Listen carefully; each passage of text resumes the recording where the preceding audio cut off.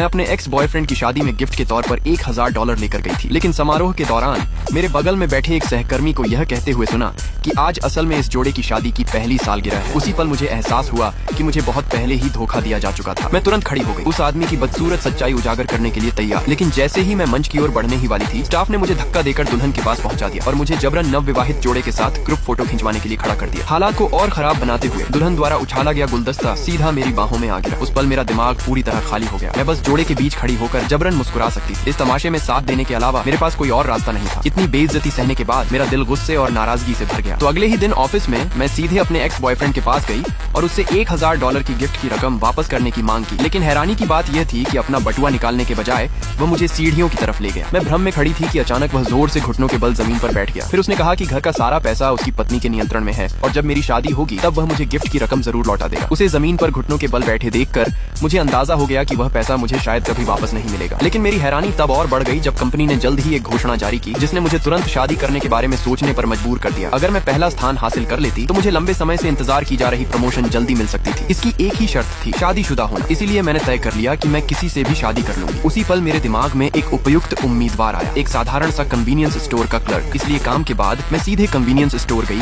और मौके का फायदा उठाने का सोचा। मैं कन्वीनियंस स्टोर गई उसे ढूंढने। मुझे यह पूछने का मौका मिल सकता था कि क्या उसकी शादी करने की कोई इच्छा है, लेकिन उस आदमी को लगा कि मैं कुछ खरीदने आई हूँ, क्योंकि हर बार जब मैं पहले आई थी मैंने रोजमर्रा की बहुत सी चीजें खरीदी थी। इससे पहले कि मैं कुछ समझा पाती उसने एक डिब्बा निकाला और कहा कि यह लेटेस्ट मॉडल है। इसलिए मेरे पास फिलहाल यह विचार छोड़ देने के अलावा कोई और रास्ता नहीं था।